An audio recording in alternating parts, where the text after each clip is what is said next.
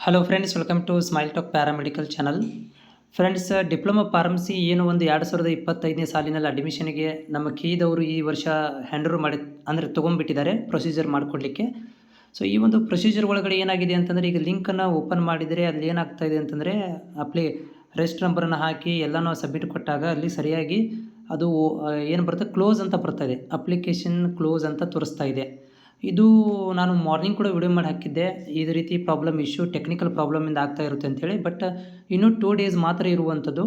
So ಇದಕ್ಕೆ ಸಂಬಂಧಪಟ್ಟಂತೆ ನಾವೊಂದು ಹುಡುಗರಿಗೆ ಒಂದು ಮಾಹಿತಿಯನ್ನು ಹೇಳಕ್ಕೆ ಬಯಸ್ತೀನಿ. ಏನಪ್ಪ ಅಂತಂದರೆ, ಇದು ಕೆಇದಿಂದ ಇದು ಫಸ್ಟ್ ಟೈಮ್ ಪ್ರಾಬ್ಲಮ್ ಅಲ್ಲ. ಇದು ಎವ್ರಿ ಕೋರ್ಸ್ಗಳಿಗೂ ಕೂಡ ಏನು ಮಾಡ್ತಾರಪ್ಪ ಅಂದರೆ ಈ ಥರ ಟೆಕ್ನಿಕಲ್ ಪ್ರಾಬ್ಲಮನ್ನು ಕ್ರಿಯೇಟ್ ಮಾಡ್ಕೊಂಡಿರ್ತಾರೆ. ಹೀಗಾಗಿ ಯಾರೆಲ್ಲ ಡಿಪ್ಲೊಮಾ ವಿದ್ಯಾರ್ಥಿಗಳು ನೀವು ನಾಳೆಗೆ ಅಥವಾ ತಪ್ಪದೆ ಬೆಳಿಗ್ಗೆ ಏನಪ್ಪ ಅಂತಂದರೆ ಕೆಇಗೆ ಕಾಲ್ ಮಾಡಬೇಕು. ವೆಬ್ಸೈಟಲ್ಲಿ ನಂಬರ್ ಇರುತ್ತೆ. ಟೆಕ್ನಿಕಲ್ ಈ ರೀತಿ ಪ್ರಾಬ್ಲಮ್ ಆಗ್ತಾಯಿದೆ ಅಂತ ಹೇಳಿ ನಾನು ಕೂಡ ನಾಳೆಗೆ ಕಾಲ್ ಮಾಡಿ ಟ್ರೈ ಮಾಡ್ತೇನೆ. ದಿನಾಂಕ ವಿಸ್ತರಣೆ ಮಾಡ್ಬೋದು. ಈ ಥರ ಪ್ರಾಬ್ಲಮ್ ಆದಾಗ ಎವ್ರಿ ಟೈಮ್ ಏನು ಮಾಡ್ತಾರೆ ಅಂದರೆ ಕೆಇದವರು ದಿನಾಂಕಗಳನ್ನು ವಿಸ್ತರಣೆ ಮಾಡುವಂಥದ್ದು ಸಹಜ. ಬಟ್ ಇದು ಫಸ್ಟ್ ಟೈಮ್ ಇರೋದರಿಂದ ಈ ರೀತಿ ಪ್ರಾಬ್ಲಮ್ ಆಗ್ತಾಯಿದೆ ಅನ್ನಿಸ್ತಾ ಇದೆ ನನಗೆ ಕೆಇದವ್ರ ಜೊತೆಗೆ. ನಾಳೆಗೆ ಎಲ್ಲರೂ ಕೂಡ ತಪ್ಪದೇ ಕಾಲ್ ಮಾಡಿರಿ, ಯಾರು ಡಿಪ್ಲೊಮಾ ಅಪ್ಲಿಕೇಶನ್ ಹಾಕ್ತಾಯಿದ್ದೀರಿ ಅವ್ರಗಳಿಗೆ. ಮತ್ತು ನಾನು ಕೂಡ ನಾಳೆಗೆ ಕಾಲ್ ಮಾಡ್ತೀನಿ. ಏನು ಮಾಹಿತಿ ಬರುತ್ತಲ್ಲ ಅದನ್ನು ವಿಡಿಯೋ ಮುಖಾಂತರ ಶೇರ್ ಮಾಡ್ತೇನೆ. ಭಯಪಡುವಂಥ ಅವಶ್ಯಕತೆ ಇಲ್ಲ, ಯಾಕಂತಂದರೆ ಇದು ಟೆಕ್ನಿಕಲ್ ಪ್ರಾಬ್ಲಮ್ಮು, ಇದು ಅವ್ರಿಗೂ ಕೂಡ ಗೊತ್ತಿರುತ್ತೆ.